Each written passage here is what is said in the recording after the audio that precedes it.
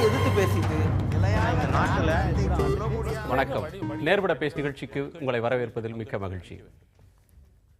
இலங்கையில் நடந்த 2009ஆம் ஆண்டு நடந்த போரில், இறுதிக்கட்ட போரில் நிகழ்த்தப்பட்ட குற்றங்கள், அத்துமீறல்கள், மனித உரிமை மீறல்கள் தொடர்பாக ஐநா மனித உரிமை அமைப்பினுடைய விசாரணை அறிக்கை வரும் மார்ச் 25ஆம் தேதி ஐநா மன்றத்தில் தாக்கலாகும். ஐநா மனித உரிமை மன்றத்தில் ஜெனீவாவில் தாக்கலாகும் என்று எதிர்பார்க்கப்பட்டது.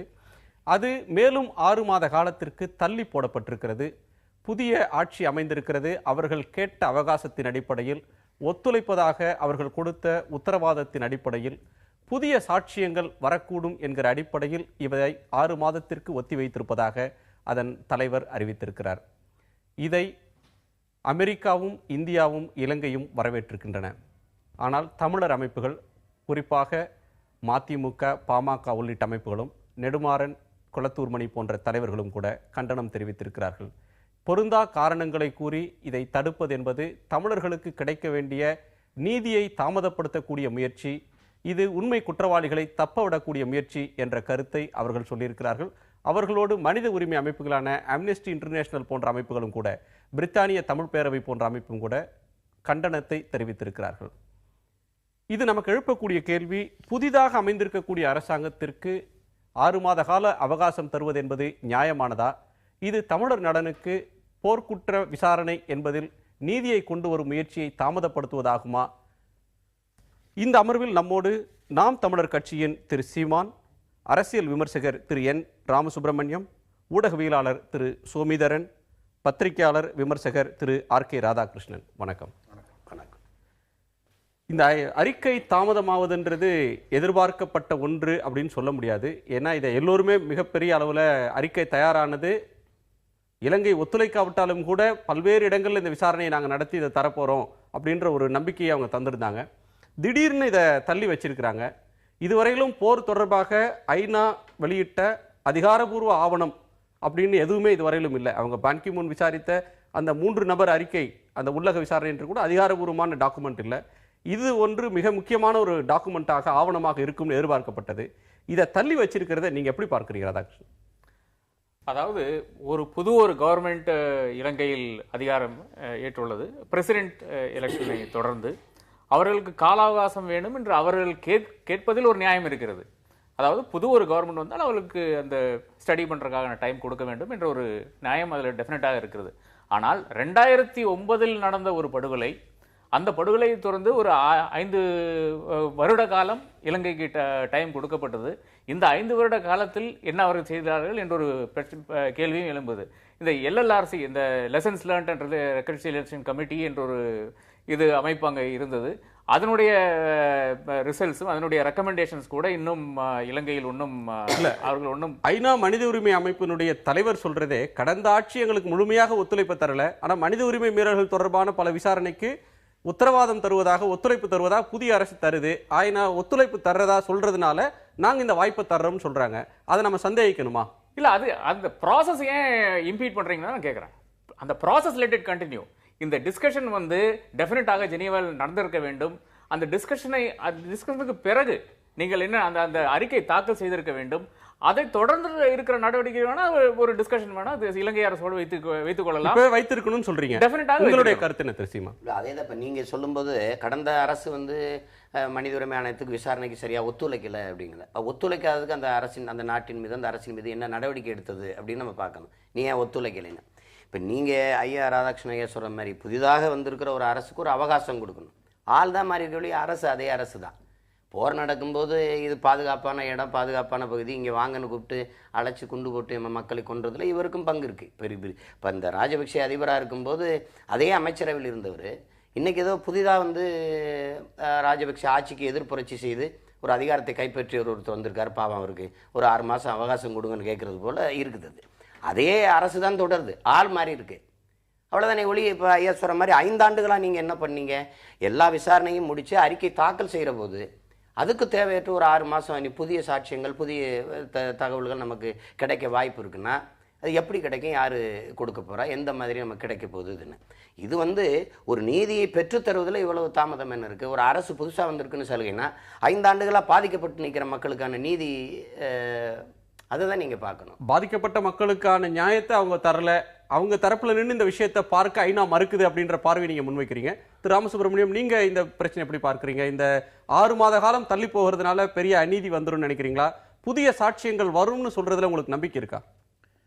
அதாவது much can be set on both சைட்ஸ்ன்னு சொல்கிற மாதிரி 2 பக்கமும் பேசலாம். இவர்கள் சொல்லுதுன்னு சொல்லலாம், அவன் நீங்கள் சொன்னது போல் இன்னும் 5-6 மாதம் கொடுத்த தப்பு இல்லைன்னு சொல்லலாம். பட் ஜென்ரலாக பார்த்தீங்கன்னா இப்போ இந்த அரசாங்கம் என்பது திரு இவர் நண்பர் சொன்னது போல் அது தொடர்ந்து இருக்கின்றது. ஆனால் ஆட்சி மாற்றம் என்று வரும்பொழுது அவர்களுக்கு ஒரு அவகாசம் கேட்டாங்கன்னா கொடுக்கறதுல ஒன்றும் தப்பு கிடையாது. ஒன்று நம்ம heavens are not going to fall. இன்னும் இதனால் வந்து ஒரு 6 மாதம் தள்ளி போட்டதுனால ஒன்றும் என்ன பெரிய மாறுதல்கள்லாம் வந்துட போகிறது, பெரிய கேடுகள்லாம் ஒன்றும் வருவதாக எனக்கு தெரியப்படல. ஆகவே இப்போ இப்போ இந்திய அரசாங்கம் வரவேற்றிருக்கின்றது. யூஎஸ் சொல்கிறத நம்ம பெருசாக எடுத்துக்க வேண்டாம். நம்ம இந்தியாவுடைய நிலைப்பாடு என்னன்னு பார்க்கணும். அப்படி இந்த 6 மாதம் டைம் கொடுத்ததுனால யுஎஸ் நிலைப்பாடும் இந்திய நிலைப்பாடும் இதில் ஒன்றாகத்தான் இருக்குது. இந்த அதாவது நான் அதுக்கு மேலேயும் தாண்டி நான் போகிறேன். இந்த மாதிரி இஷ்யூஸில் மிகப்பெரிய அளவுக்கு யூஎஸ்னுடைய ஸ்டாண்டை பற்றி நான் தனிப்பட்ட முறையில் எனக்கு அதில் ஒரு பெரிய ஈர்ப்பெல்லாம் கிடையாது. பட் நம்ம இந்தியா என்ன சொல்கின்றது என்பதை நம்ம கவனிக்கணும். அவங்க சொல்கிறது இப்போ இந்த இது வரவேற்க வேண்டும், 6 மாதம் டைம் கொடுக்கணும் அப்படின்றாங்க. இப்போ ஜனவரியில் தான் அவர் வந்திருக்கிறார். அப்போ அவர் வந்து புதுசாக வந்து பிரசிடென்ட் ஆகியிருக்கிறார். அவர் வரும்பொழுது இன்னும் கொஞ்சம் டைம் கேட்கின்றார்.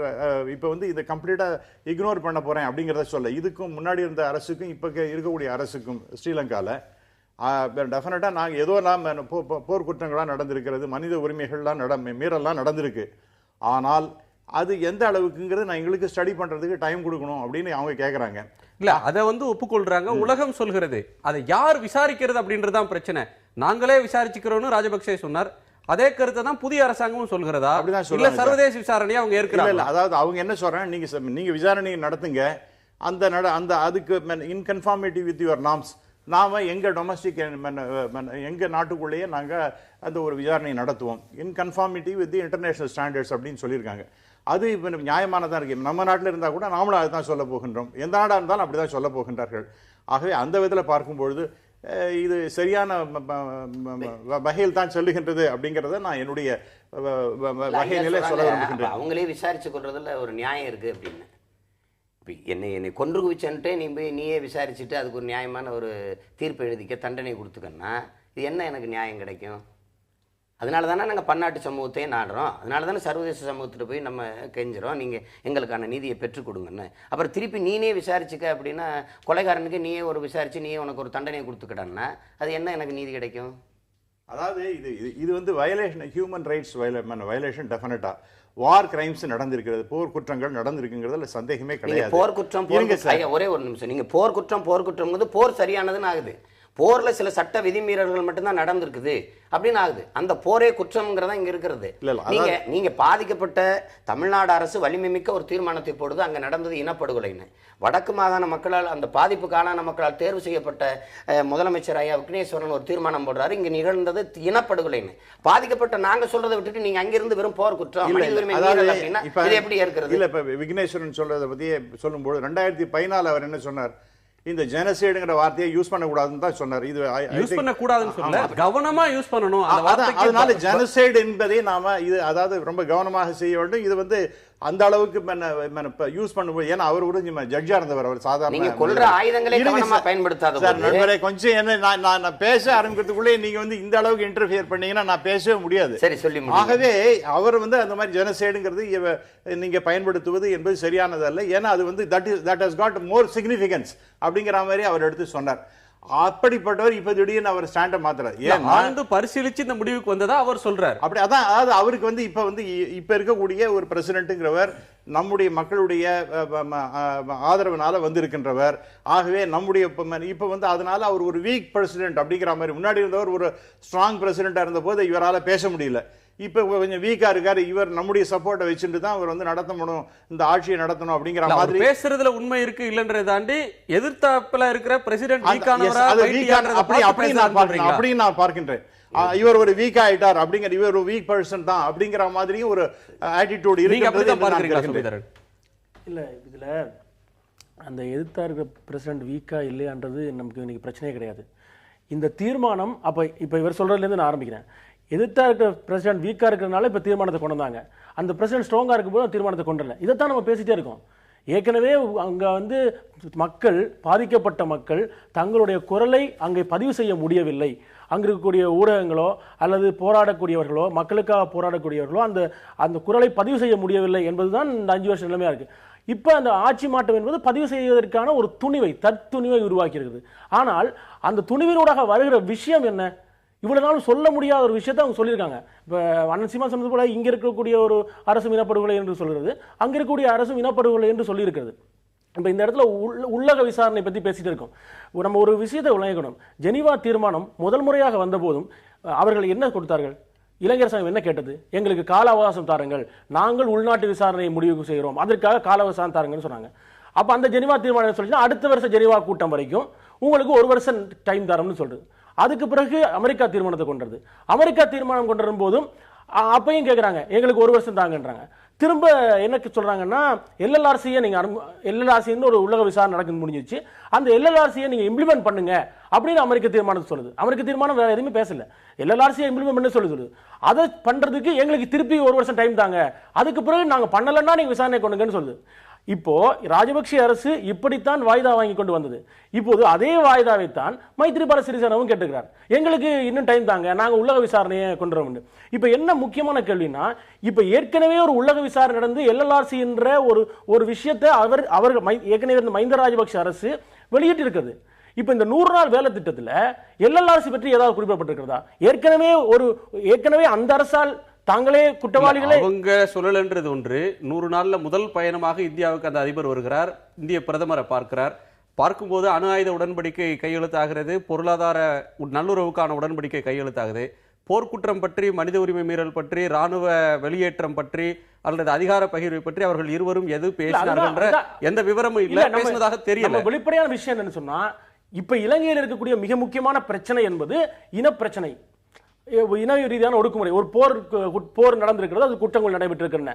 இப்ப இந்த பிரச்சனையை திசை மாற்றி இப்ப புதிய அரசு வரும்போது அவர்கள் என்ன சொல்றாங்க, இலங்கையில ஒரு சர்வாதிகார ஆட்சி இருந்தது, அந்த ஆட்சியை நாங்கள் ஒழித்து விட்டோம் அப்படின்னு சொல்லிட்டு, இப்ப ராஜபக்சே சொன்ன அதே ஒரே மக்கள் ஒரே வித்தியாசம், எங்களுடைய மக்களுக்கு இப்ப அன்றாட அவசியமான பிரச்சனைகள் வேற பிரச்சனைகள், அந்த பிரச்சனைகளை தீர்க்கிறதுக்கு தான் இந்த 4 தீர்மானங்கள், விவசாயம் பற்றியும் அணு உலை பற்றியும். இது ரொம்ப தெளிவான விஷயமா இருக்கு. அவர்கள் இந்த பிரச்சனையை ஓரங்கட்டி அவர்கள் வெவ்வேறு மற்ற பிரச்சனைகளில் பிரச்சனைக்கு வருவோம். ராதாகிருஷ்ணன், இது அமெரிக்காவும் சரி இந்தியாவும் சரி, முதல்ல அமெரிக்கா மேற்குலக நாடுகள் மனித உரிமை மீறல், போர் குற்றம் நடந்திருக்கிறது அப்படின்ற தீர்மானத்தை முன்மொழிஞ்சாங்க. இந்தியா அதில் தொடக்கத்தில் ஆதரவான நிலை எடுக்கல, இந்தியாவின் நிலையில் மாற்றங்கள் இருந்தது. இப்போ அங்க ரெஜிம் சேஞ்ச், அங்க ஒரு ஆட்சி மாற்றம் நிகழ்ந்த பிறகு அமெரிக்காவின் பார்வையில மாற்றம் வந்துருச்சு, ஐநாவோட பார்வையில மாற்றம் வந்துருச்சு, அதனால தான் இந்த அவகாசம் தர்றாங்க அப்படின்னு சொல்லலாமா? நிச்சயமாக கூறலாம். ஏன்னா அந்த நிஷா பிஸ்வாலுங்கிற US under secretary of state இலங்கைக்கு வருகிறார்கள். அது அங்கே என்ன சொல்கிறாங்கன்னா, இந்த சேஞ்ச் நல்லதுக்கு அப்படின்னு சொல்லி ஒரு ஸ்டேட்மெண்ட்டே கொடுக்குறாங்க. அதுக்கப்புறம் அவங்க திரும்பி போகிறாங்க. இதுக்கப்புறம் தான் யூஎஸ்னுடைய அந்த சேஞ்ச் ஆஃப் ஸ்டான்ஸ் வந்தது. யூஎஸ் சேஞ்ச் ஆனோன்னா யுஎன்னும் ஐநா சபையும் மாறிடுது. இதில் என்னுடைய கருத்து என்னன்னா, இலங்கை ஏன் விசாரிக்க கூடாது தன்னுடைய இந்த போர்க்குற்றத்தை என்று கேட்டிங்கன்னா, இலங்கை பிரசிடென்ட் ஒரு 6 இயர் டேமுக்கு ஒரு சர்வாதிகாரியை எலெக்ட் பண்ணுறாங்க. அவரை ஒரு கோர்ட்டில் நிறுத்தி விசாரிக்க முடியாது இலங்கையில். அவர் he is above the law, literally above the law. இனி ஜுடிஷியரி எடுத்து பாருங்க. இந்த மோகன் பீரிஸ் டில் ரீசென்ட்லி சீஃப் ஜஸ்டிஸா இருந்தவர், அவர் யாரா இருந்தாரு, பிரசிடென்ஷியல் அட்வைசரா இருந்தாரு. அவரை திடீர்னு பிடிச்சி ஒரு அட்வொகேட் ஜெனரலை பிடிச்சி ஜட்ஜா பண்றாங்க.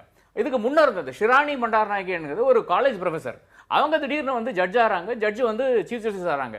இதுதான் இலங்கையுடைய ஜஸ்டிஸ் சிஸ்டம். இந்த ஜஸ்டிஸ் சிஸ்டம் யார் கண்காணிக்கிறாங்கன்னா, பிரசிடென்ட் தான் கண்காணிக்கிறாரு. அங்க எல்லாமே அது இண்டிபெண்டன்ட் கமிஷன்ஸை முறியடிச்சாச்சு. ஒவ்வொரு அமெண்ட்மெண்ட்டும் கொண்டு 18th அமெண்ட்மெண்ட் 17th அமெண்ட்மெண்ட் கொண்டு சர்வாதிகாரியான ஒரு பிரசிடென்ட் இருக்கும் வரை அங்க ஒரு இண்டிபெண்டன்ட் இன்வெஸ்டிகேஷன் சாத்தியக்கூறு கிடையாது. நல்ல உதாரணங்களுக்கு அதிபர் முறையில அதிபருக்கான அதிகாரங்களை குறைத்து மீண்டும் ஒரு பார்லிமெண்டரி டெமோக்ரஸி அங்க கொண்டு வரதுக்கான முயற்சி நடக்கிறதா தான் இந்த ஆட்சி, இந்த கூட்டாட்சி சொல்லுது. இந்த கூட்டணி சொல்லி அப்படிதான் ஆட்சிக்கு வந்திருக்காங்க. 100 நாள்ல அதை செய்ய போறோம், பிரசிடென்ட்டுக்கான அதிகாரங்களை குறைப்பதற்கு நானே முன் வருகிறேன்னு சிறிசேனா சொன்ன பிறகுதான் அந்த கூட்டணியை உருவாச்சு. இப்ப என்னுடைய கேள்வி, மங்கள சமரவீரான்ற அவங்க வெளியுறவு அமைச்சர் அமெரிக்காவுக்கு போய் அங்க இருக்கிற வெளியுறவு செயலாளரை சந்திக்கிறாங்க. சந்தித்த பிறகு இந்த முடிவு வருது. அதற்கு முன்னாடி இந்தியா அவர் இந்திய பிரதமரையும் வெளியுறவு செயலாளரையும் சந்திச்சுட்டு போறார். அப்போ UNHRC உடைய இந்த முடிவுக்கு பின்னால அமெரிக்காவும் இந்தியாவும் இருக்கின்றன, இவங்க நல்லாசியோட இவங்களுடைய இதோட தான் ஆசியோட தான் அது நடக்குது அப்படின்னு சொல்ற சார்ஜ்ல நியாயம் இருக்கா? டெஃபினட்டாக நியாயம் இருக்கு. இதுல நாம பார்க்க வேண்டியது என்னன்னா, ஒவ்வொரு தடவை எலெக்ஷன் வரும்போது அங்க இப்ப ராஜபக்சே, இதுக்கு முன்னால வந்து ராஜபக்சே ஆனாலும் சரி, இப்போ வந்து மைத்ரிபால சிறிசேனா ஆனாலும் சரி, இவங்களுக்கு வந்து யுஎஸ்ஏ எப்படி அதாவது கையில் எடுத்துக்கொண்டு அவளுடைய எப்படி what to say to get them to there சைடுன்னு தெரியும். இந்தியாவிலையும் அதே தான் பண்ணிட்டு இருக்காங்க. அதாவது இப்போ வந்து ஒரு பிரச்சனை வரும்போது ஆணவனை கும்பிட வேண்டியது, பிரச்சனை முடிஞ்ச உடனே அவன் கிடக்கிறான்னு சொல்லி போக வேண்டியது. இதே தான் இந்தியாவை பொறுத்தவரை, இல்லைன்னா யுஎஸ்ஏ பொறுத்தவரை ஸ்ரீலங்கன் பிரசிடென்ட்ஸும் அதுபோல தானே அங்க இருக்க அதிகார வர்க்கமும் கையாளுகின்ற விதம் இது மட்டும்தான். இதனாலதான் நான் சொல்றேன், அங்க இருக்கிற ஒரு மெக்கானிசமும் ஒர்க் அவுட் ஆகாது. இதுக்கு தெளிவான விஷயம் என்னன்னா, இப்போ சீன சார்பு ராஜபக்சே தூக்கி அமெரிக்க சார்பு நிலைப்பாட்டம் கொண்டுறணும். அதுக்காக ஒரு தேர்தல் வச்சு இப்ப நீங்க வந்து ஆட்சி மாற்றம் என்று சொல்றதுல எனக்கு ஆட்சி மாற்றம் எல்லாம் அங்க நடக்கவே இல்லை, தலைமை மாற்றம் தான் நடந்திருக்கிறது.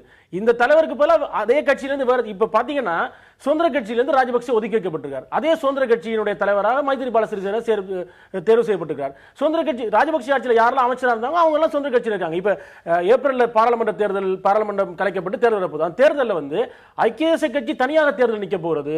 ஸ்ரீலங்கா சுதந்திர கட்சி மைத்ரிபால சிறிசேனா தலைமையிலான ஸ்ரீலங்கா சுதந்திர கட்சி தனியாக நிற்க போகிறது. இப்ப ராஜபக்சேயை அவங்க எலிமினேட் பண்ணிருக்காங்க. இது ஒரு விதமான ஒரு கூட்டு உடன்படிக்கை தான்.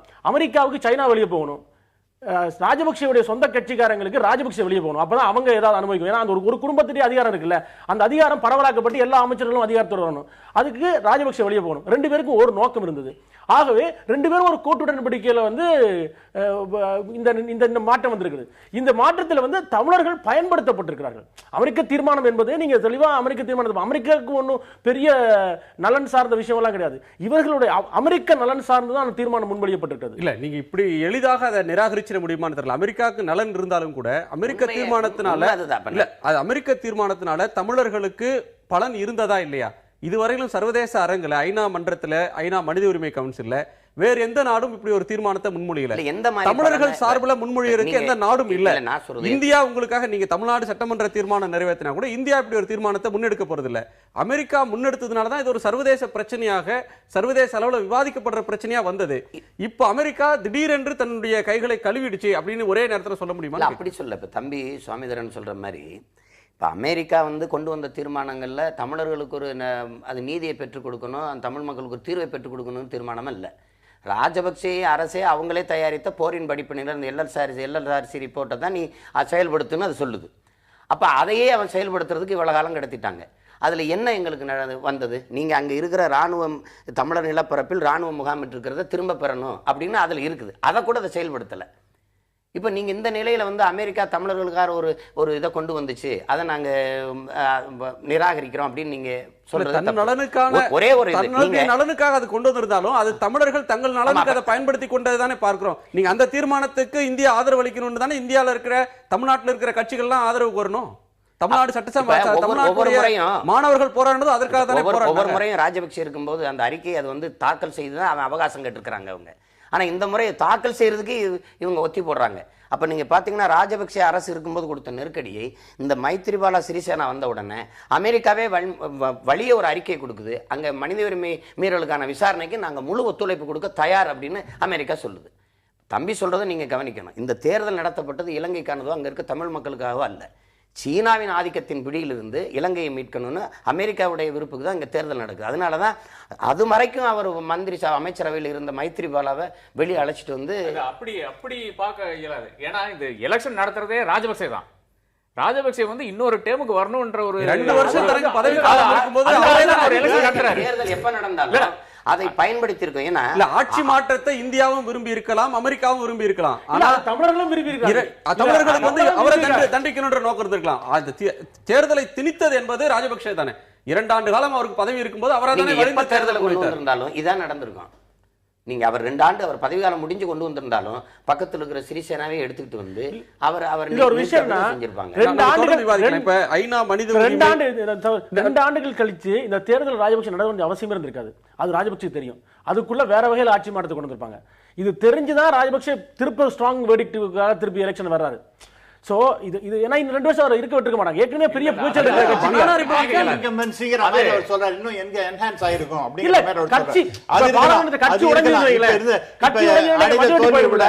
இப்ப அடைஞ்ச தோல்வியோட மிகப்பெரிய அளவுக்கு தோல்வி அடைஞ்சிருப்பார். ஆன்டி இன்கம்பன்சி அதிகமா போயிருக்குங்கிறது இல்ல நம்ம விவாதிக்கலாம். இல்ல 2-3 விஷயங்கள் நமக்கு வேணும். இந்த அறிக்கையில் என்ன வந்திருக்குன்னு ஒண்ணு. ஏன்னா இந்தியாவும் இலங்கையும் இலங்கை இந்த சர்வதேச விசாரணையை ஏற்கலைன்னு சொன்னாங்க. எங்க நாட்டுக்குள் வர அனுமதிக்க மாட்டோம், நீங்க வந்து இங்க விசாரிக்க கூடாதுனாங்க. இந்தியாவில் விசாரிப்பதற்கு இந்திய அரசு விசா தர மறுத்து விட்டது. அவர்கள் எங்கெங்கோ தங்கியிருந்து அந்த விசாரணை நடத்தினாங்க. பாதிக்கப்பட்ட மக்கள் அவர்களிடம் போய் சாட்சியங்களை கொடுத்தாங்க, ஆவணங்களை கொடுத்திருக்காங்க. அந்த ஆவணங்கள் இப்ப புதிதாக ஆவணம் வரும் சொல்ற ஒரு நிலைமையில இந்தியாவும் இலங்கையும் அந்த குழுவை தங்கள் நாட்டுக்குள் அனுப்புவதற்கு அனுமதிப்பதற்கு ஒப்புக்கொள்வார்களா? அப்படி ஒரு சூழல் வரப்போகிறதா அப்படின்றத விவாதிக்கலாம். இந்த அவகாசத்தை தர்ற நேரத்துல அதனுடைய தலைவர் சொன்னார், இந்த மக்கள் வந்து மிக சிரமத்துக்கு மத்தியில் எங்கள்கிட்ட ஆவணங்களை கொடுத்தாங்க, சாட்சியங்களை கொடுத்தாங்க. அவங்க தள்ளி போறதுனால அவங்க வந்து ஏமாற்றம் அடைவாங்கன்றது எங்களுக்கு தெரியும், அதை உணர்ந்தே இருக்கிறோம். ஆனா ஒரே ஒரு முறை தான் இந்த அவகாசத்தை தரோம். இதன் மூலமாக அவங்க ஒத்துழைக்க போறாங்க, இதனால புதிய உண்மைகள் வரும், புதிய ஆதாரம் வரும் அப்படின்னு ஒரு விளக்கத்தை தர்றார் தன்னுடைய நிலைக்கு.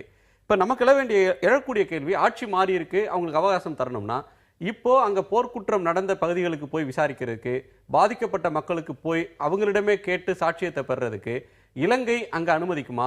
அப்படி இல்லைன்னா சென்னையிலோ மற்ற பகுதிகளிலோ நெருக்கமான ஒரு இடத்துல இருந்து விசாரிப்பதற்கு இந்தியா அதை அனுமதிக்கிற சூழல் இப்ப ஏற்படுமா? இதை முன்னாடியே கேட்டீங்க, ரொம்ப கரெக்டானது தான். இது ரெண்டுமே நடக்க போறதில்லை. ஏன்னா ஸ்ரீலங்கனுடைய ஸ்டாண்ட் என்னன்னா, இங்கே நாங்கள் நடத்துவோம், உங்களுடைய இன்டர்நேஷ்னல் நார்ம்ஸ் என்ன இருக்கோ அதுக்கு தகுந்தாப்புல எங்களுடைய என்கொயரி இங்கே நடக்கும் அப்படிங்கிற மாதிரி, எங்கள் உள்நாட்டில் நடக்கும் அப்படிங்கிற மாதிரி தான் சொல்லியிருக்காங்க. ஆகவே வெளிநாட்டில் இருக்கிறது அவங்க வந்து இங்கே என்கொயரி பண்ணுறது அப்படிங்கிறதுங்கிறது ஒரு சாவர்னிட்டி ஆஃப் த கண்ட்ரி, அதை வந்து கொச்சைப்படுத்துவது போல அமையும் என்று நான் கருதுகிறேன். இல்ல அது எப்படி சாவர்னிட்டியை கொச்சைப்படுத்துறது? இல்ல நான் கேட்டுறேன், UNHRCன்றது எல்லா நாடுகளும் ஒப்புக்கொண்டு நடக்கிற ஒரு சர்வதேச அமைப்பு. ஆமா. இப்ப யாரோ ஒருவர் வந்து இன்னொரு நாடு, தனிப்பட்ட ஒரு நாடு, இந்தியா போய் நான் விசாரிக்கிறேன்னு சொன்னாலோ, அமெரிக்கா போய் நாங்க விசாரிக்கிறோம்னு சொன்னாலோ அது இன்னொரு நாட்டோட இறையாண்மையில தலையிடுறதுன்னு சொல்லலாம். ஆனா ஒரு பன்னாட்டு அமைப்பு, ஐநா அமைப்பு, இவங்களும் ஏற்றுக்கொண்டு சார்ட்டர்ல கையெழுத்து போட்டிருக்காங்க. அப்ப ஐநா அமைப்புக்கே விசாரிக்கிறதுக்கு உரிமை இல்லை, எங்க நாட்டுக்குள்ள வரக்கூடாதுன்னா அப்புறம் அந்த மக்கள் யார்கிட்ட போய் நீதி கேட்பாங்க? நீங்க ஆர்குமெண்ட் இஸ் வேலிட். ஆனா இது வந்து யுனைடெட் நேஷன்ஸா இருந்தாலும் கூட அங்க ஹியூமன் ரைட்ஸ் வயலேஷன் என்பது இவங்களே சொல்லியிருக்காங்க. ஸ்ரீலங்கன் கவர்மெண்ட்டே 2 விஷயத்தை சொல்லியிருக்காங்க. முன்னாடி இருக்கிறவங்க ராஜபக்சே பீரியட்ல வார் கிரைம் கூட இல்லைன்னு சொன்னாங்க, ஹியூமன் ரைட்ஸ் வயலேஷன் அப்படின்னு தான் சொன்னாங்க. வார் கிரைமும் இதுல இருக்கு, அதை நாங்க ஒத்துக்கிறோம், அதுல என்ன குறைபாடுகள் இருக்கின்றன அப்படிங்கறத நாங்க எங்களுக்கு தெரியும். ஆனா அதை நான் என்னென்ன இருக்கிறது தெரிஞ்சு கொண்டு நாங்கள் இந்த என்கொயரிக்கு நாங்க உதவி செய்வோம் அப்படின்னு சொல்லியிருக்காங்க. ஐ think it is in conformity with the normal international practices அப்படிங்கிறது தான் என்னுடைய அபிப்பிராயம். ஒன்று, ஆகவே இவங்க யாரும் ஒன்றும் முன்ன இல்லவே இல்லை, ஹியூமன் ரைட்ஸ் வயலேஷனே கிடையாது, வார் கிரைமே கிடையாது அப்படின்னு இவங்க சொன்னாங்கன்னா தப்பு. அதுதான் அவர் முன்னாடி இருக்கிற சொல்லிட்டு இருந்தார். இவர் அதுலேருந்து மாற்றி பேசுகின்றார். ஆகவே இது வந்து ஒரு அவங்களுக்கு வேண்டியது என்ன, நீதி கிடைக்கணும், அதுதான் முக்கியம். அந்த நீதி கிடைப்பதற்கு என்னென்ன வழிமுறைகள்லாம் இருக்கின்றனோ அதை நான் எங்களுடைய நாட்டில் நடக்கக்கூடிய வகையிலே செய்வோம். ஒன்று. இரண்டாவதாக நீங்க விசாவை பத்தி கேட்டீங்க. டெஃபினட்டா வந்து இந்தியா வந்து அதற்கு ஒரு துணை போகாது. எந்த நாட்டுக்குமே நம்ம நாட்டில் இருக்கக்கூடிய JNK எடுத்துங்க, அதுல ஏதாவது வயலேஷன் ஹியூமன் ரைட்ஸ் அது இதுன்னு வந்ததுன்னா அதை பக்கத்தாப்புல இருக்கிற பாகிஸ்தான்லேருந்து என்கொயர் பண்ண சொல்லுமா, அல்லது சீனாலேருந்தோ அல்லது நேபாளிலேருந்தோ பண்றதுக்கு நம்ம அலோவ் பண்ணுவோமா? Wait a minute please. அதனால நிச்சயமாக அந்த மாதிரி ஒரு விசா அது கொடுக்குறேங்கிறதோ, அவங்க வந்து அங்க உட்காந்து நாங்க இங்க நடக்கக்கூடிய பிரச்சனைகளை நாங்க வந்து அங்க உட்காந்து நாங்க என்கொயரி பண்றதுக்கு அலோவ் பண்ணணும். இது வந்து டெஃபினட்டா நடைமுறை சாத்தியமற்றது. இது இந்திய அரசாங்கம் சொன்னது என்றால் அதுதான் சரியான நிலைப்பாடு என்று நான் கருதுகிறேன். குறுக்கிட்டீங்க. இல்லை ஐயா சொல்கிறாங்க, இப்போ இது சாத்தியமே இல்லை, அது ஒத்துழைக்காதுன்னா அப்புறம் என்ன இவங்க நீதி எங்களுக்கு பெற்று தருவாங்க? இப்போ இவங்க சொல்கிறாங்க, இவர் இந்த காலவாசங்களை நீங்கள் கேட்குறீங்க, ஒரு புதிய சாட்சியங்கள் கிடைக்க வாய்ப்பு இருக்குன்னு. கடந்த கால அரசும் சரி பன்னாட்டு சமூகத்தின் விசாரணையை அனுமதிக்க முடியாதுன்னு சொல்லுது. சரி, இங்கே நீங்கள் கேட்குறது போல் இங்கே அங்கிருந்து ஏதிலிகளாக வந்து இந்த தமிழகத்தில் இந்தியாவில் வாழுகிற நமது மக்கள்கிட்ட சாட்சியங்களை பெறுவதற்கு இந்தியா வந்து அனுமதிக்கலை அப்படின்னா என்ன புதிதாக எங்களுக்கு சாட்சியம் கிடைக்க போகுது? அப்போ இந்தியா வந்து ஒரு நியாயமான வார் கிரைம்னு ஏதாவது சொன்னாங்களா சார்? நீங்க சொல்லுங்க. முன்னாடி இருக்கிறவங்க வார் கிரைம்னு கூட ஒத்துக்கல, போர் குற்றம்னு அவங்க ஒத்துட்டார். ராஜபக்ஷ பீரியட்ல ஒத்துட்டாங்களா? இல்ல. இப்ப இருக்கிறவங்க எங்களுக்கு நடந்திருக்கின்றது என்பது தெரிகிறது. நடந்திருக்குன்னா விசாரிக்கணும்ல. தெரிகிறதுனா விசாரிக்கணும்ல. அதான் நான் பண்றேன்னு தானே இப்ப சொல்றாங்க. இப்ப அடுத்து யாரை வச்சு அவங்க தான் சார் பண்ண முடியும். அவங்க அந்த நாட்டுல உங்களுடைய உங்களுக்குன்னு ஸ்டாண்டர்ட் நார்ம்ஸ் இருக்கின்றது, அதாவது இன்டர்நேஷனல் நார்ம்ஸ். அதை கன்ஃபார்ம் பண்றதுக்கு நான் செய்யறதுக்கு தயாராக இருக்கின்றேன் அப்படின்னா I think it is fair and reasonable அப்படிங்கிறது என்னுடைய அபிப்பிராயம். திரு ராதாகிருஷ்ணன், பிரிட்டிஷ் தமிழ் ஃபோரம் வெளியிட்ட ஒரு அறிக்கை, அவங்களுடைய கருத்து வந்து ஒரு மிக முக்கியமான விவாதத்துக்கு எடுத்துக்கொள்ளப்பட வேண்டிய ஒரு கருத்தா இருக்கு. கடந்த காலத்தில் UNHRC இந்த விசாரித்தவர்களே நிறைய சிரமங்கள் இருந்தா கூட ஏராளமான ஆவணங்களை கொண்டு வந்து கொடுத்திருக்காங்க. இதுவரை நடத்தப்பட்ட விசாரணையிலேயே வலுவான ஆதாரங்கள் கிடைச்சிருக்கின்றன போர் குற்றம் தொடர்பாக அப்படின்னு ஏற்கனவே சொன்னாங்க. இப்போ அந்த நிலையிலிருந்து ஏன் மாறுகிறார்கள், ஏன் அவகாசம் தரணும்னு கேட்குறாங்க போறாங்க அப்படின்னு ஒன்று. இன்னொரு கருத்து சொல்றாங்க, இலங்கை அரசாங்கம் எங்களுக்கு கமிட்மெண்ட் சிலதை கொடுத்துருக்கு, ஒத்துழைக்கிறோம் அப்படின்னு சொல்லி கொடுத்துருக்காங்க, மேலும் பல இதெல்லாம் வரும்னு சொல்றாங்கன்னு சொன்னா அந்த என்ன கமிட்மெண்ட்ஸ் அவங்க கொடுத்தாங்க அப்படின்றத பாதிக்கப்பட்ட மக்களாகிய நாங்கள் அறிந்து கொள்வதற்கு எங்களுக்கு உரிமை இல்லையா? ஏன் மனித உரிமை அமைப்பு அதை சொல்லலைன்னு கேட்குறாங்க. அந்த கருத்தை நீங்க எப்படி பார்க்குறீங்க? அதாவது இப்போ இந்தியாவானாலும் சரி, UN ஆனாலும் சரி, US ஆனாலும் சரி, இதுல ஒரு பார்ட்டியுமே ஒரு மாரல் ஸ்டாண்ட் எடுக்கல. அதாவது அங்கே இனப்படுகொலை நடந்திருக்கிறதுல மாற்றுக்கிறதே கிடையாது, நாம் எல்லாம் பார்த்துருக்கோம், நம்ம GPS இது ப்ரூஃப் இருக்கு, சேட்டலைட் ப்ரூஃப் இருக்கு, இதெல்லாம் வந்து nobody has objected to any of this.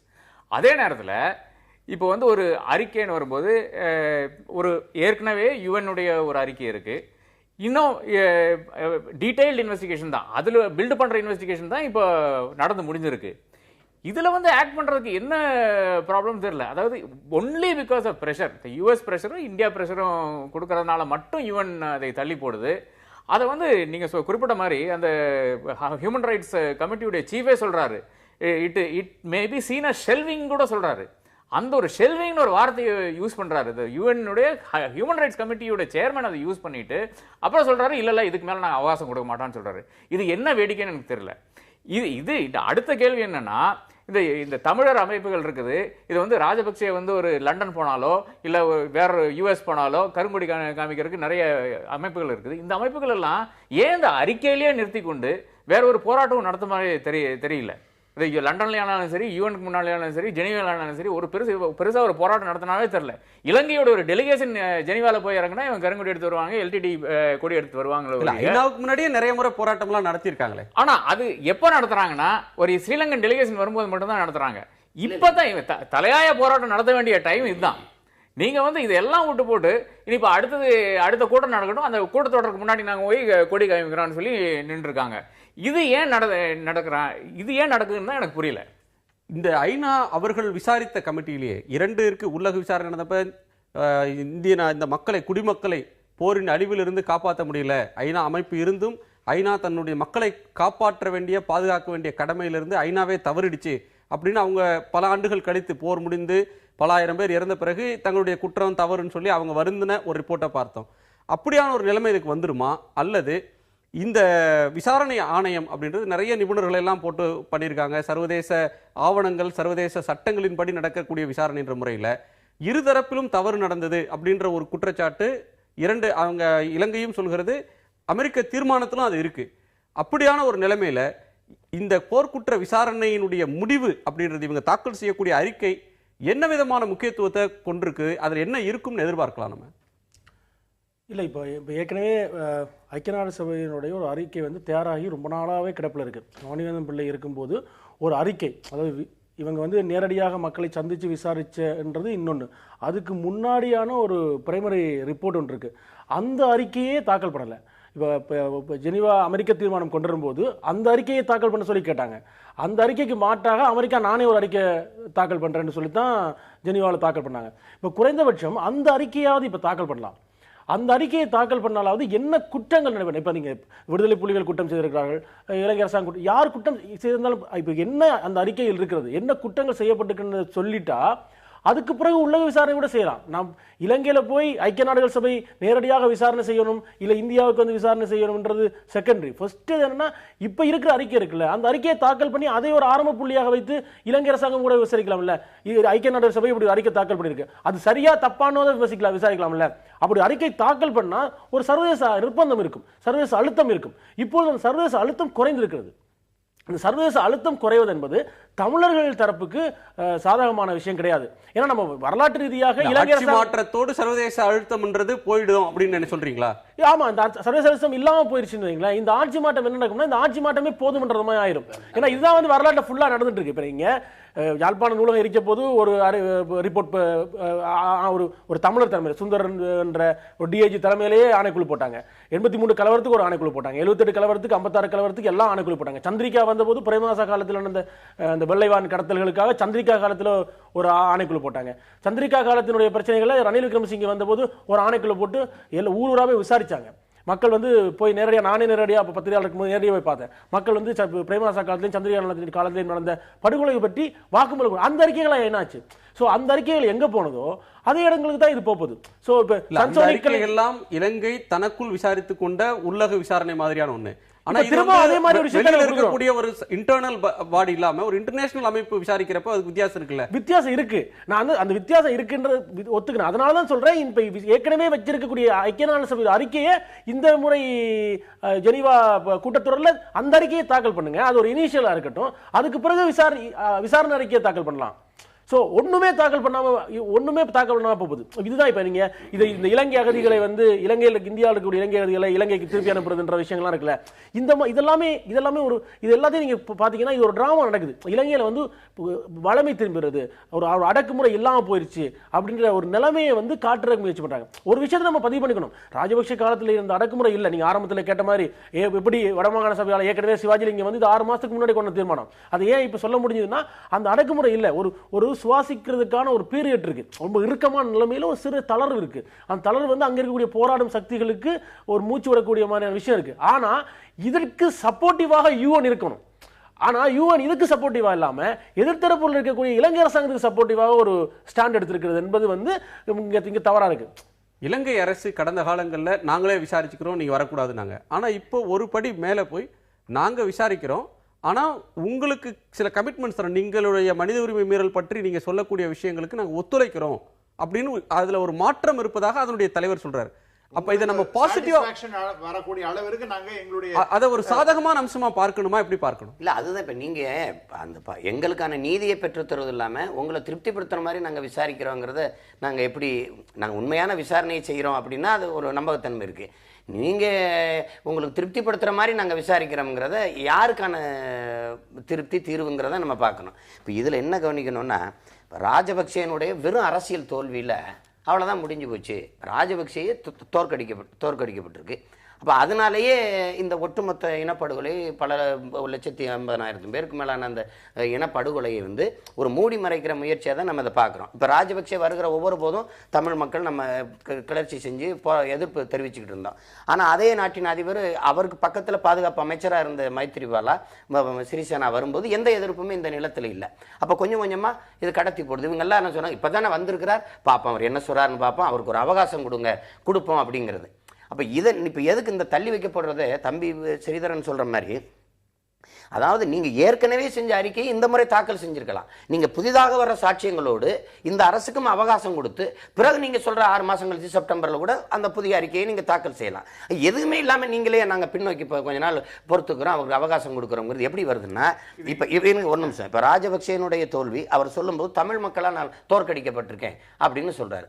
ஆனால் அவர் அதிகப்படியான சிங்களர் மக்கள் வாழ்கிற இடத்துல அதிக வாக்குகளை பெற்றிருக்கிறார். அப்போ நீங்கள் பார்க்குறீங்க ராஜபக்சேன் தோல்வியை தமிழ் மக்கள் எல்லா இடங்களையும் கொண்டாடி இருக்கிறாங்க. இது அந்த சிங்கள மக்களிடத்திலே ஒரு பெரிய வெறுப்புணை ஏற்படுத்தி ராஜபக்சே மேல மேலும் மேலும் நன்மதிப்பு வருது.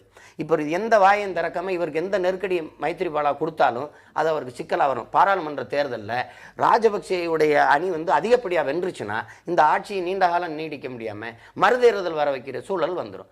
அப்ப இந்த அரசையும் இந்த அதிபரையும் காப்பாற்றுறதுக்காக இந்த பாராளுமன்ற தேர்தல் வரைக்கும் இதை கடத்தி போடுவதற்கான முயற்சியா இருக்குமோங்கிறதா நமக்கு தோணுது. இப்ப இல்லைன்னா இப்ப தம்பி கேட்கிற மாதிரி நீங்க இதுவரைக்கும் 5 ஆண்டுகளா விசாரிச்சு ஒரு அறிக்கை வச்சிருக்கீங்கல்ல, அதை எங்களுக்கு நீதி கட்டி நிற்கிற மக்களுக்கு இந்தாங்க இது வரைக்கும் இது அவன் ஏதோ ஒத்துழைக்கிறேன்றான், பார்ப்போம், விசாரிப்போம், பிறகு அந்த அறிக்கையை நாங்கள் அப்படி ஏதாவது ஒன்று சொல்லியிருக்கலாம்ல. இல்லை, இந்த சாட்டிஸ்ஃபேக்ஷன் சொல்கிறாங்க, to the satisfaction of the international கம்யூனிட்டின்னு சொல்லியிருக்காரு. இது என்ன நடக்க போகுதுன்னா, இதனுடைய எண்ட் ஸ்டேஜ் நான் என்னன்னு சொல்லிடுறேன் இப்போ. அதாவது போர்க்குற்றம் நடந்திருக்குதுங்கிறது மாற்றுக்கிறது கிடையாது. இது யார் ரெஸ்பான்சிபிள்ங்கிறது நமக்கு எல்லாரும் தெரியும். கோட்டபய ராஜபக்சா பிரசிடண்டான மஹிந்த ராஜபக்சா. இந்த அதிபரும் கூட இல்ல இப்ப இந்த பிரதமர் இந்த அதிபர் என்ன பண்ண போறாரு? இந்த அதிபர் தான் போரினுடைய இறுதி காலங்கள்ல ராஜபக்சே வெளிநாட்டுக்கு இருக்கும்போது டிஃபென்ஸ் செக்ரட்டரியா இருந்தவர், டிஃபென்ஸ் மினிஸ்டரா இருந்தவர். Very very small period, crucial பீரியட்ல இது பாதுகாப்பான பகுதி என்ற அறிவிச்சு மக்களை கூட்டம் கூட்டமா வர வச்சு கொண்டு போட்டது இல்ல. அது டிஃபென்ஸ் செக்ரட்டரி கோட்டாபயாவை தாண்டி யாரும் கிடையாது. இவர் டிஃபென்ஸ் மினிஸ்டரா இருந்தாரு. ஆனால் இவருக்கு கேபினெட்டுடைய கலெக்டிவ் ரெஸ்பான்சிபிலிட்டி இருந்தாலும் பங்கு இருக்கு. பட் இப்ப என்ன நடக்க போகுதுன்னா, இந்த ராஜபக்சே திரும்பி அரசியலுக்கு வரக்கூடாது என்ற ஒரே ஒரு நோக்கத்துக்காக தமிழ்நாட்டுக்கு எப்படி நீதி கிடைக்குன்னா, இந்த ஒரே ஒரு வழி தான் நீதி கிடைக்க போகுது. அவங்க இன்டர்னல் மெக்கானிசம் என்ன சொல்ல போகுது? Mahinda Rajapaksa is responsible for genocide, Gotabaya Rajapaksa is responsible genocide. இப்படி யாரெல்லாம் வேண்டாமோ, அந்த SLFP இந்த சுதந்திர கட்சியிலிருந்து யாரெல்லாம் ஒதுக்கணுமோ இவளை எல்லாம் ஒதுக்கி வைக்கிறதுக்காக ஒரு வழியாக இது பயன்படும் என்றுதான் நான் கருதுகிறேன். தண்டனை வேண்டாமா? இங்க போருக்கு காரணம், போர் குற்றத்துக்கு காரணம், மனித உரிமை மீறலுக்கு காரணம், இன அழிப்பு காரணம், இன்னொன்னு பட்டியலிட்டு அவங்களை அரசியல் இருந்து அதிகாரத்துல இருந்து ஒதுக்குனா போதும் அப்படின்றதோட இது முடிஞ்சிடும். அதை தாண்டி தண்டிக்கப்படுறது ஒண்ணு வராதா? இல்ல, தண்டிக்கப்படுறது ஒரு லேட்டர் ஸ்டேஜ்ல வரும். ஆனா தண்டிக்கப்பட்டாதானே ரியல் ரீகன்சிலியேஷன். இப்ப வந்து மஹிந்த ராஜபக்சேவை ஜீரோ ஆக்கணும் என்ற ஒரு குறிக்கோளோட ஒவ்வொரு நீக்கமும் நடந்து கொண்டிருக்கிறது. அன்றாடம் அவருடைய வீட்டிலும் சரி,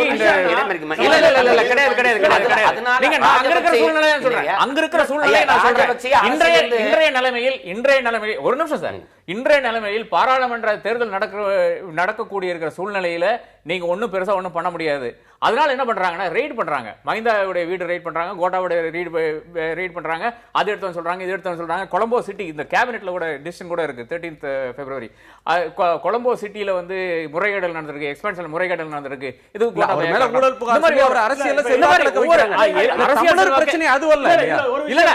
அது இவரே கோட்டாபயாவையும் மஹிந்தாவையும் மாற்றி வைக்க வேண்டும். இதற்கான பணிகள் மட்டும்தான் நடந்து கொண்டிருக்கிறது. அமெரிக்க தீர்மானம் பெற்ற விஷயத்துக்கு இப்போ நீங்க தெற்கு சூடானுடைய பிரச்சனை இருக்குல்ல, தெற்கு சூடானுடைய பிரச்சனையில அமெரிக்கா எந்த மாதிரி ஹேண்டில் பண்ணான்றது நம்ம இப்ப பார்க்க வேண்டிய விஷயம். ஏன் அதை வந்து இலங்கையில பண்ணல? தெற்கு சூடானுடைய சூடான் அதிபராக இருந்தவர் வந்து இதே போர்க்குற்ற விசாரணைகள், ராஜபக்சே மீது என்ன போர்க்குற்ற விசாரணைகள் சுமத்தப்பட்டதோ அத்தனை போர்க்குற்ற விசாரணை சுமத்தப்பட்டது. ஜெனீவா மனித உரிமை அவையில் அந்த போர்க்குற்றம் எல்லாம் பேசப்பட்டது. அப்ப அமெரிக்கா வந்து அவரை வரவழைக்கிறாங்க. அமெரிக்காவுக்கு வரவழைச்சு அப்ப வந்து என்ன சொல்றாங்கன்னா, நீங்க வந்து சவுத் சூடானில் போராடக்கூடிய அமைப்புக்குள்ள பேசுங்க, நீங்க பேசலன்னா உங்க மேல போர்க்குற்ற விசாரணையை நாங்க வந்து இம்ப்ளிமெண்ட் பண்ண வேண்டி இருக்கும் அப்படின்னு சொல்றாங்க. இந்த அச்சுறுத்தல் காரணமாக அவர் பேசுறாரு. இந்த அச்சுறுத்தலை ராஜபக்சேக்கு இவங்க கொடுக்கல. இந்த அச்சுறுத்தலை இலங்கை மீது இவங்க இப்ப வரைக்கும் சொல்லல. இப்போ ராதாகிருஷ்ணன் அவர்கள் சொன்னது போல இப்ப என்ன பண்றாங்கன்னா, இந்த கோத்தபாயை அகற்றுறதுக்காக கோத்தபாய மீது எல்லா குற்றச்சாட்டுகளையும் இப்ப கோத்தபாய வீட்டில் முந்தநாத்து கூட கோத்தபாய வீட்டில் போய் விசாரணை பண்ணிருக்காங்க. இந்த விசாரணைகள் உள்ள இந்த மாதிரியான ஊழல் விசாரணைகள் அதெல்லாம் சரி வரலன்னு வைங்களேன் ஒரு கட்டத்தில். அதுக்கு பிறகு மேக்சிமம் அவங்கள்ட்ட இருக்க வெப்பன் என்னவா இருக்கும்னா அவங்க மேல போர்க்குற்ற விசாரணை கொண்டது. இவங்க தான் காரணம். கடைசி நேரத்தில் இது வந்து சரத் பொன்சேகா வந்து அவர் ஜனாதிபதி தேர்தலில் இருக்கும்போது சரத் பொன்சேகா டெய்லி சண்டே லீடருக்கு கொடுத்த ஒரு இன்டர்வியூலே சொல்லியிருக்காரு, கடைசி 3 நாட்கள் எனக்கு தெரியாது. இப்போ சவேந்திர டி சில்வா, அந்த புலித்தேவன் போன்றவர்கள்லாம் வெள்ளைக்குடியவர் வரும்போது என்ன நடந்தது என்ற தகவல் வந்து சரத் பொன்சேகா சொல்றாரு, எனக்கு தெரியாது. சவேந்திர டி சில்வா தான் அப்போ வந்து அந்த தளபதியா இருந்தாரு. அவர்கிட்ட நேரடியாக கோத்தபாய தான் இன்ஸ்ட்ரக்ஷன் கொடுத்தாரு, எனக்கு தெரியாதுன்றாரு. அவங்க வெள்ளைக்குடியர் வந்தவங்களுக்கு என்ன தெரியாதுன்றாரு. இது அப்பவே சொல்றாரு. அது வந்து இப்ப சொல்ல மாட்டாங்கன்றதுக்கு எந்த உத்தரவாதமும் இல்லை.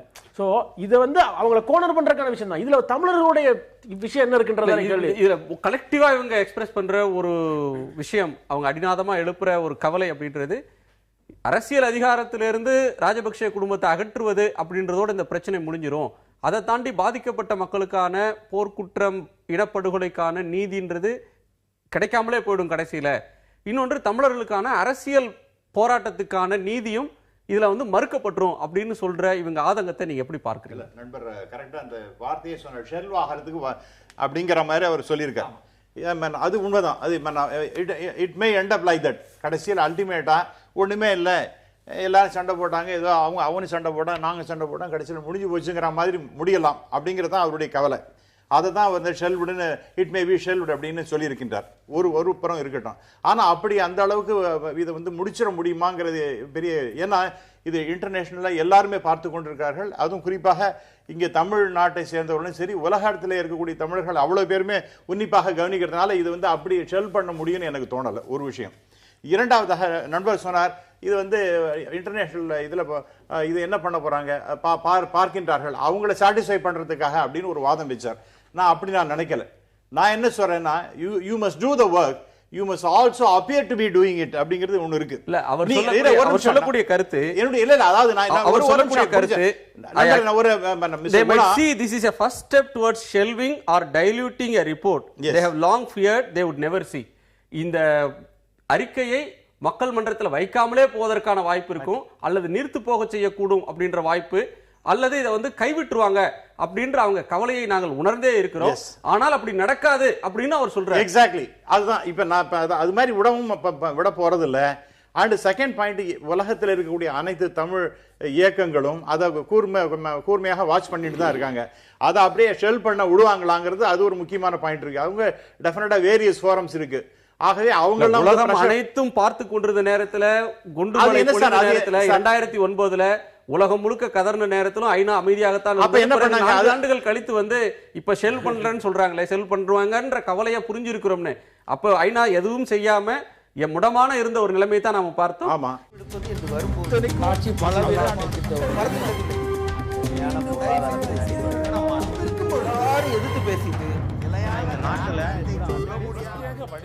தாமதமாகும் ஐநா விசாரணை அறிக்கை தமிழர் நலனுக்கு எதிரானதா, பாதகம் இல்லையா என்ற கேள்வியை நேயர்கள் முன்னால் வைத்திருந்தோம். எதிரானது என்று 82% நேயர்களும், பாதகம் இல்லை என்று 18% நேயர்களும் கருத்து தெரிவித்திருக்கிறார்கள். அவர்களுக்கு நன்றி. திரு ராதாகிருஷ்ணன், நிகழ்ச்சி நிறைவு பகுதியில் இருக்கிறோம். பாதகம் எதிராகத்தான் போகும் அப்படின்ற கருத்து மேலோங்கி இருக்கிறத பார்க்கிறோம். ஏன்னா இதுல பெரிய நகர்வுகள் எதுவும் இல்லை. போர் முடிந்து 5 ஆண்டுகளுக்கு பிறகும் கூட யாரும் தண்டிக்கப்படலை, எந்த நீதியும் கிடைக்கலன்றதுனால மக்கள் ஒரு வெறுப்பிலையும் ஒரு வேதனையிலும் வெளிப்படுத்தக்கூடிய இந்த கருத்தை அதை பார்க்கலாம். இதுல நெடுமாறன் அவர்கள் சொல்லக்கூடிய கருத்து, இருக்கிற அறிக்கையை வச்சுட்டு அதற்கு பிறகு ஒரு கூடுதல் ஆவணம் இருந்ததுன்னா கூடுதலாக கூட இன்னொரு அறிக்கை அவங்க சப்ளிமெண்டரி ரிப்போர்ட் போட்டிருந்திருக்கலாம். அதை பண்ணல. இந்த அவகாசம் தருவது என்பது தடயங்களை அழிப்பதற்குத்தான் உதவும் அப்படின்ற கருத்து சொல்றார். இதற்கு இன்றைக்கு இந்தியாவுக்கு அதனுடைய அதிபர், இலங்கை அதிபர் வந்திருக்கிற நிலைமையில தமிழ்நாட்டு கட்சிகள், தமிழ்நாட்டு அரசியல் இயக்கங்கள் முன்னால் இருக்கிற பிரச்சனை இப்போ என்ன, அவங்க இதை எப்படி அணுகணும்னு நீங்க நினைக்கிறீங்க? தமிழ்நாட்டுக்கு ஒரு சிறிய விண்டோ இருந்தது ஆஃப் ஆப்பர்ச்சுனிட்டி. 2014 மே வரையிலான அந்த ஆப்பர்ச்சுனிட்டி அது முடிந்து விட்டது. இனி தமிழ்நாட்டிலேருந்து என்ன கத்தினாலும் டெல்லியில் அது போய் சேர போகிறதில்ல. டெல்லியில் உங்களுக்கு ஒரு இன்ஃப்ளூயன்ஸும் கிடையாது. டெல்லி அது செவிக்கு சாய்க்காது. இனி டெல்லி என்ன செய்யும் என்றால், அங்கே வந்து மறுவாழ்வுக்கான அந்த ஒரு புஷ் கொடுக்கும். அதே போல் ரீஹாபிலிட்டேஷனுக்கான வேறு வாய்ப்புகளுக்கு இது மட்டும்தான் நடக்குமே ஒழிய, இப்போதைக்கு இலங்கை என்ன சொல்லுகிறதோ அதுதான் டெல்லி செய்யும். Delhi is very wary of Beijing. அதனால சைனா இன்ஃப்ளூயன்ஸை முறியடிக்கிறதுக்காக ஸ்ரீலங்கா என்னென்ன சொல்லுதோ அதெல்லாம் டெல்லி செய்யும். தமிழ்நாட்டின் வாய்ப்பு முடிந்து விட்டது, இனி ஒன்றும் செய்ய இயலாது. நீங்கள் என்ன சொல்ல விரும்புறீங்க நிறைவாக? இல்லை, இப்போ நாம் வந்து நம்பி நிற்கிற நாடுகள் எல்லாமே நம்மளை வந்து நிராகரிக்குது, நமக்கு ஆதரவாக இல்லைங்கிறத நம்ம பார்க்குறோம். அது நமக்கு கடமைப்பட்ட ஒரு நாடு. இப்போ அமெரிக்கா தீர்மானம் கொண்டு வருது, அமெரிக்கா உதவுதுங்கிறதெல்லாம் அமெரிக்காவுக்கு நமக்கு எந்த தொடர்பு இல்லை. 9 கோடி தமிழ் மக்களை வச்சிருக்கிற பெருநாடு இந்தியா, இது நம்ம தாய் நாடுங்கிறோம். அங்கேருந்த எமது உறவுகளுக்கு இது தந்தையர் நாடு. இப்போ கடமைப்பட்ட ஒரு நாடே என் சிக்கலை கடத்தி விடத்தான் பார்க்குது, அதுவும் என்னை கொன்றொழித்தோன்னா காப்பாற்றத்தான் பார்க்குதுங்கிறது கண்கூட தெரியுது. அப்போ அதனால தான் நம்ம வந்து இப்போ நமக்கு இருந்த ஒரே அதிகாரம் வந்து தமிழ்நாடு தான் நமக்கு. இதில் முறையிட்டு தான் நம்ம பல தீர்மானங்களை கொண்டு வந்தோம். இப்போ இவங்க சொல்கிற மாதிரி, ஐயா சொல்கிற மாதிரி பாராளுமன்றத்தில் அவங்க தனித்த பெரும்பான்மை வென்றிருக்கிறதுனால எந்த அழுத்தங்களையும் நம்ம கொடுக்க முடியல. நம்ம இப்போ ஏற்கனவே வலிமையாக இருந்து போட்ட தீர்மானத்தை மத்திய அரசு முன்னாடி இருந்த மத்திய அரசு மதிக்கலை. இப்போ நம்ம என்ன கற்றுனாலும் அவங்க செவியில் ஏற போகிறதில்ல. நீங்கள் சொன்ன மாதிரி நாங்கள் முதல்ல இராணுவ பயிற்சி கொடுத்தலாம், போராடினோம், திருப்பி அனுப்புனாங்க. இப்போ அவங்க அணு ஆயுத ஒப்பந்தத்தை போடுற அளவுக்கு வந்துட்டாங்க. பொருளாதார தடையை கேட்டோம், இப்போ மறுபடியும் பல பொருளாதார ஒப்பந்தங்களை எல்லாம் போட போகிறாங்க. அப்போ வலிமையற்ற எளிய மக்களின் பிள்ளைகளாக இருக்கிறனால நாங்கள் மறுபடியும் போராடித்தான் இதை வந்து கொஞ்சம் கொஞ்சமாக அசிச்சு பார்க்கணும். ஸ்ரீசேனா இந்தியாவுக்கு வந்தது, மோடியை சந்தித்ததன் மூலமாக புதிய ஒரு நல்லுறவு, இருநாட்டு உறவில் வந்து ஒரு புதிய அத்தியாயம் தொடங்கியிருக்கு. அந்த நட்பு வந்து உச்சத்தை தொற்றிருக்கிறது அப்படின்ற ஒரு பாசிட்டிவான செய்திகள் எல்லா ஊடகங்களாலும் இப்போ டெல்லியில் எழுதப்படுது. இதில் தமிழர்களுக்கு என்ன பாசிட்டிவ் அமையும்? இல்ல இப்ப அவங்களுக்கு ரீஹாபிலிட்டேஷன் என்பது ரொம்ப பாசிட்டிவ். இப்ப என்ன இது வரைக்கும் எல்லாம் பேசிட்டு இருந்தாங்க. இப்ப ஒரு 1000 ஏக்கர் மன்மோகன் சிங்கே ஆயிரக்கணக்கான வீடுகளை கட்டித்தர நீ கேள்வி கேட்டா நான் பதில் சொல்ல விடுங்க சார். அது 1000 ஏக்கர் இடத்த கொடுக்குறேன்றாங்க. அப்புறம் அவங்களுடைய ரீஹாபிலிட்டேஷனுங்கிறதுக்கு பல விதத்துல உதவி பண்றேன். திரும்பி போறதுன்னா யாருக்கு அந்த ஃபெசிலிட்டிஸ்லாம் நம்ம பண்ணி தரோம்னு சொல்றாங்க. அந்த இவ்வளவு இந்த அளவுக்கு முன்ன இருந்த அரசாங்கம் யூபி அரசாங்கம் செய்ததா? இப்ப இருக்கக்கூடிய அரசாங்கம் தான் அதை செய்து கொண்டிருக்கின்றது. ஆகவே நல்லுறவு என்பது அவசியம். அவருடைய நல்ல புனர்வாழ்வு, அவங்களுக்கு ஒரு நல்ல ஒரு எதிர்காலம் சிறப்பாக இருக்கு. மறுவாழ்வு அப்படின்றதோட அந்த அரசாங்கம் இந்த அரசாங்கம் செய்யக்கூடிய நல்ல உறவு சாவர்னிட்டிங்கிறது ஏன் நாம கவனிக்கணும். இன்னொரு விஷயம்னா இலங்கையில் இருக்கக்கூடிய தமிழர்கள் வந்து இந்தியா மேலான எதிர்பார்ப்பு வந்து இன்னமும் அப்படியே இருக்கு. இந்தியாவை பொறுத்த வரைக்கும் இலங்கை தமிழர்கள் தான் அவர்களுடைய டூல்ஸ். இலங்கையை தன்னுடைய நட்புக்குள்ள வைத்துக் கொள்றதுக்கு தமிழர்கள் வைத்துக்கொண்டு தான் அந்த வேலையை பண்ண முடியும். இந்தியா சார்பில் நம்ம பார்த்தோம்னா இந்த மாதிரி நிலப்பாடு இருக்கும்போது இவர்கள் மாற்று வளத்தில் போறாங்க. இப்போ மோடி அவர்கள் திரும்ப இலங்கைக்கு போறாரு. அப்போ வந்து இன்னும் 10 தீர்மானங்கள் 10 உடன்படிக்கைகள் கைச்சாத்திர போகுது.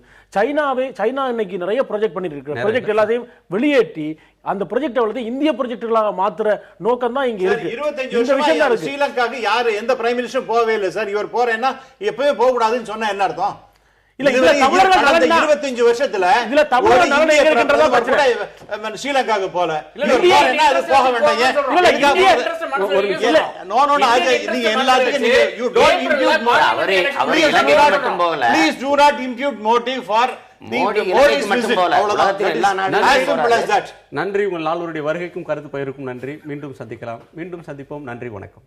என்ன இருந்தாலும் திட்டம் போட்டு செயல்படுத்தப்படுகிற ஒரு சூழலை உருவாக்குவதற்காக முடிவெடுப்பது என்று வரும்போது காட்சி